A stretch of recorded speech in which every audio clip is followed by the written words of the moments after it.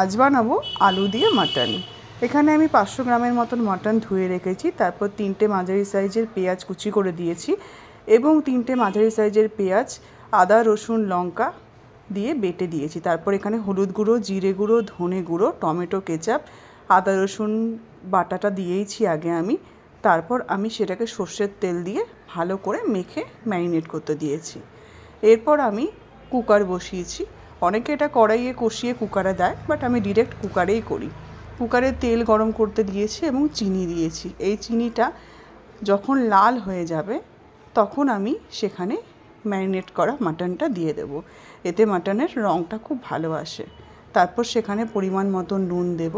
নুন দিয়ে প্রায় আধ ঘন্টা মতো কষাবো।